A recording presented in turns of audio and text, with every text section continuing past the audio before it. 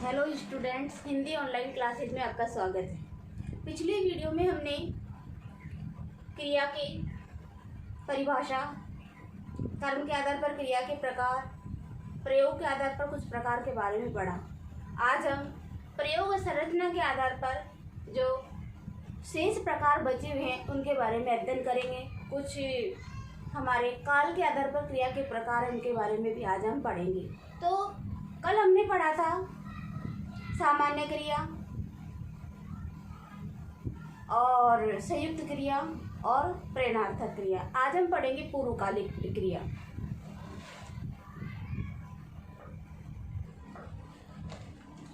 चौथा आता है पूर्वकालिक क्रिया का प्रकार। पूर्वकालिक क्रिया मतलब पूर्व में होने वाली, पहले होने वाली क्रिया।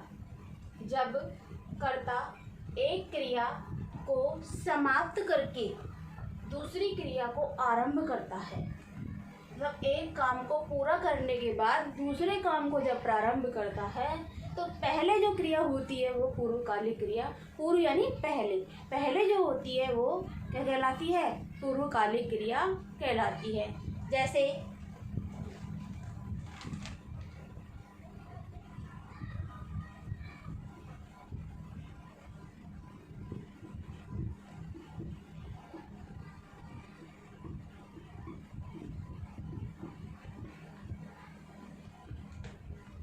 राम पत्र पढ़कर सो गया।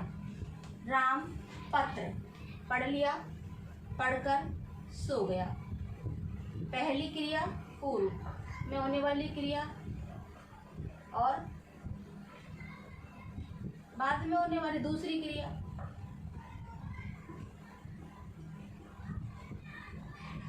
पहली क्रिया और दूसरी क्रिया। राम पत्र पढ़कर सो गया। पत्र पढ़ लिया, पहली पूर्वकालिक क्रिया हो गई, दूसरी क्रिया हो गई। तो पहले समाप्त होने वाली क्रिया पूर्वकालिक क्रिया कहलाती है। ऐसे ही दूसरा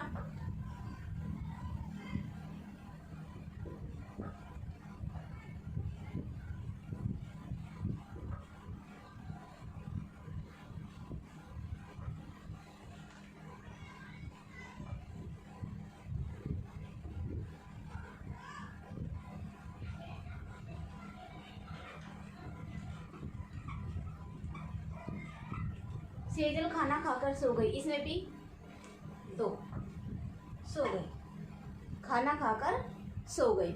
इसमें भी दो, एक पहले और एक बाद में होने वाली क्रिया, तो ये भी पूर्वकालिक क्रिया ही कहलाएगी। अब आता है हमारा पांचवा प्रकार, सजातीय क्रिया। सजातीय क्रिया जब सकर्मक व अकर्मक क्रियाओं के साथ उसकी धातु की बनी हुई भाववाचक संज्ञाओं का प्रयोग होता है, उसे सजातीय क्रिया कहते हैं। जब सकर्मक व अकर्मक क्रियाओं के साथ उसकी धातु की बनी हुई भाववाचक संज्ञाओं का प्रयोग हो, उसे सजातीय क्रिया कहते हैं। जैसे भारत ने लड़ाई लड़ी। भारत ने लड़ाई लड़ी, तो हमारी परिभाषा कहती है कि जब सकर्मक व अकर्मक क्रियाओं के साथ, सकर्मक व अकर्मक क्रियाओं के साथ उसकी भाववाचक संज्ञाओं का प्रयोग होता है, तो लड़ाई लड़ी, ले और ले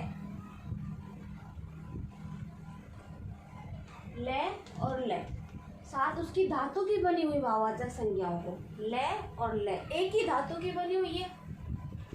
ले और ले एक ही धातु की बनी है। ले धातु से ही लड़ाई बना हुआ और ले धातु से ही लड़ी बना हुआ है। तो ये दोनों भाववाचक, भारत ने लड़ाई लड़ी, भाववाचक संज्ञा है, लड़ाई लड़ी है।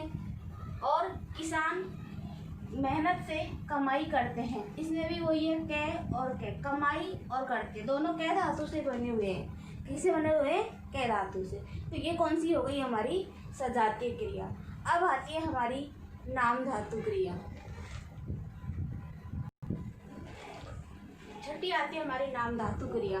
वे क्रियापद जो संज्ञा, सर्वनाम, विशेषण आदि शब्दों से बनते हैं वो नाम धातु क्रिया कहते हैं। वे क्रियापद या क्रिया शब्द जो संज्ञा, सर्वनाम और विशेषण आदि शब्दों से बनते हैं वो क्या कहलाते हैं? नाम धातु क्रिया कहलाती है। जैसे गरमाना, गरम प्लस आना, गरम शब्द क्या हो गया? विशेषण शब्द हो गया। क्या हो गया? गरम शब्द विशेषण शब्द हो गया। इसमें आना शब्द लगने से गरमाना बन गया। हथियाना, हाथ शब्द इसमें क्या हो गया? संज्ञा शब्द हो गया। याना प्रत्यय लगने से क्या हो गया? हथियाना। क्या हो गया? हथियाना। अपनाना, ये क्या हो गया? सर्वनाम शब्द हो गया।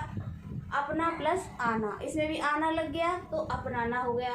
चमकाना, चमक प्लस आना, चमकाना हो गया। तो संज्ञा, सर्वनाम और विशेषण आदि शब्दों से जब जो शब्द बनते हैं वो क्या कहलाते हैं? जो क्रिया शब्द किससे बनते हैं? ये क्रिया हो गया। गरम प्लस ये विशेषण और इनसे बन गए। विशेषण संज्ञा और सर्वनाम से बनते हैं तो ये नाम धातु क्रिया हो गई। अगली आती है हमारी कृदंत क्रिया। कौन सी आती? कृदंत क्रिया। वे क्रियापद जो क्रिया शब्दों के साथ प्रत्यय लगने पर बनते हैं वो क्या कहलाते हैं? कृदंत क्रिया कहलाती है।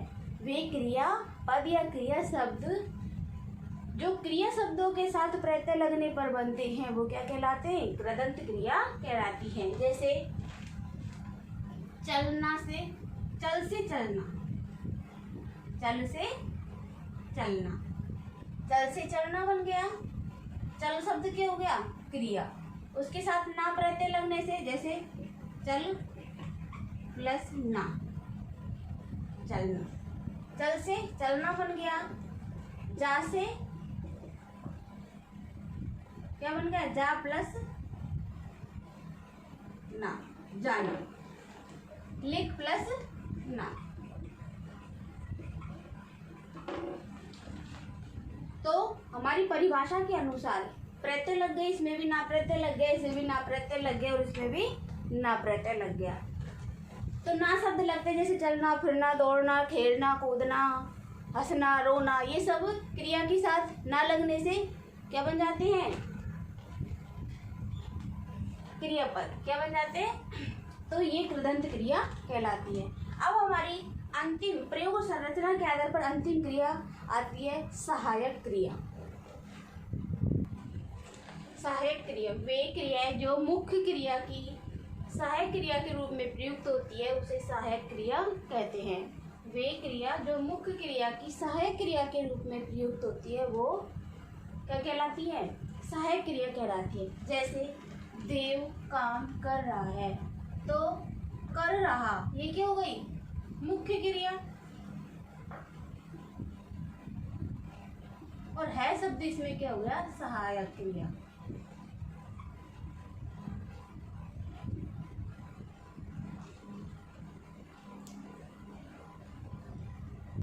ऐसे दूसरा उदाहरण है, मैंने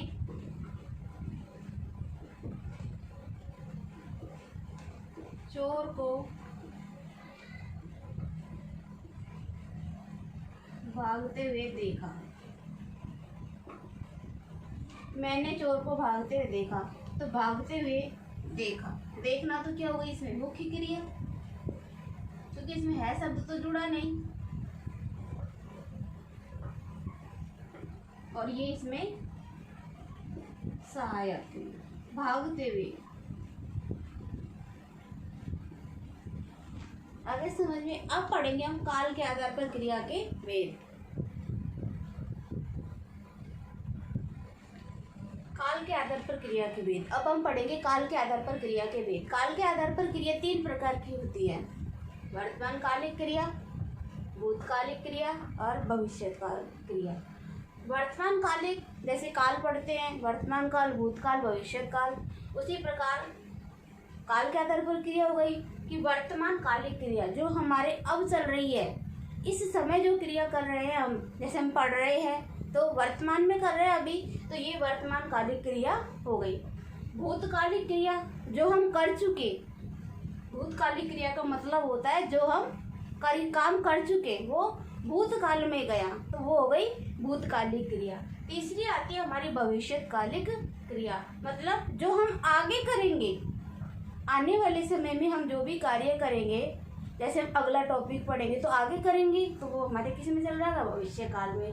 तो इस प्रकार काल के आधार पर क्रिया तीन प्रकार की होती है: वर्तमान कालिक क्रिया, भूतकालिक क्रिया और भविष्यकालिक क्रिया।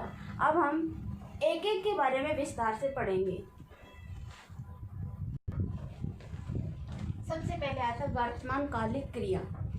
वर्तमान कालिक क्रिया में कहते जिस शब्द के द्वारा किसी कार्य का वर्तमान समय में होने का बोध होता है, जिस शब्द के द्वारा किसी कार्य का वर्तमान समय में होने का बोध होता है उसे वर्तमान कालिक क्रिया कहते हैं। जैसे मीना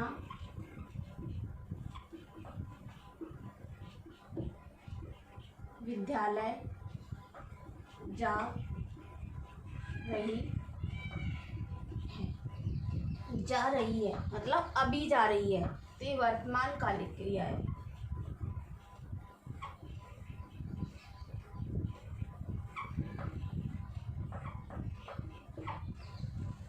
दूसरा उदाहरण ले हम। सोहन फल खा रहा है। खा रहा है वर्तमान है, वर्तमान कालिक क्रिया। अभी खा रहा है, इसी समय खा रहा है वो, इसलिए ये क्या हो गई वर्तमान कालिक क्रिया।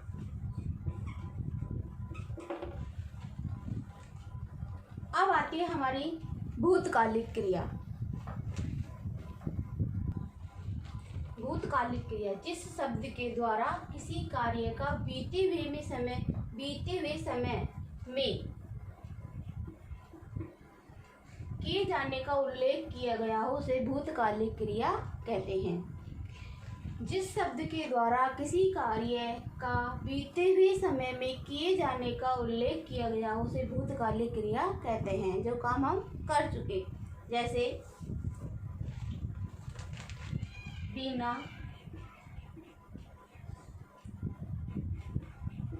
विद्यालय जा चुकी।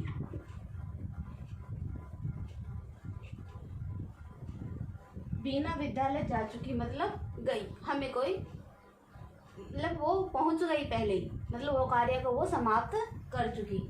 दूसरा आता है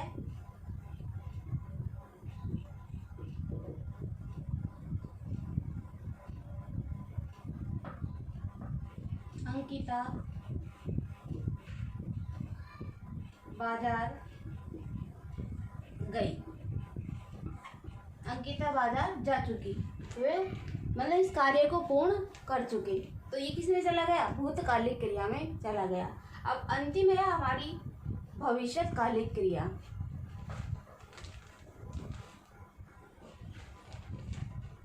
काल के आधार पर क्रिया का अंतिम भेद है भविष्यकालिक क्रिया।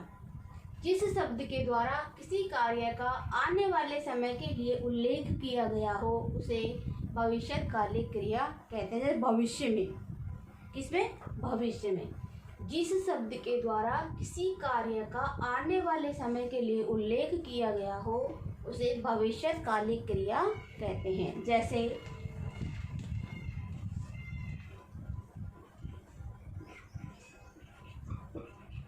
प्रियंका जयपुर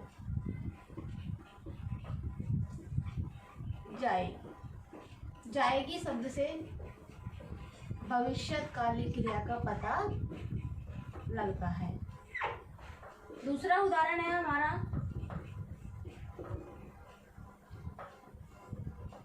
अर्पित पत्र लिखेगा। लिखेगा शब्द से पता चलता है कि वो आने वाले समय में लिखेगा। अर्पित पत्र लिखेगा, आने वाले समय में वो अपने कार्य को पूरा करेगा, तो आने वाले समय के लिए इस चीज़ का उल्लेख किया गया है। ऐसे प्रियंका जयपुर जाएगी, तो जाएगी शब्द से मतलब जाएगी, भविष्य में आगे आने वाले समय में जाएगी, तो आने वाले समय का इसमें उल्लेख किया गया है। ये भी भविष्यकालिक क्रिया हो गई।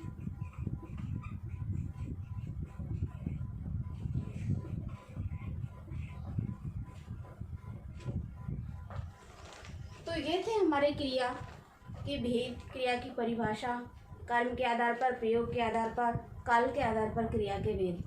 तो आज हमारा क्रिया का टॉपिक समाप्त होता है। आने वाले वीडियो में हम आगे के हमारे व्याकरण में सम्मिलित होने वाले आगे के टॉपिकों के बारे में अध्ययन करेंगे। धन्यवाद।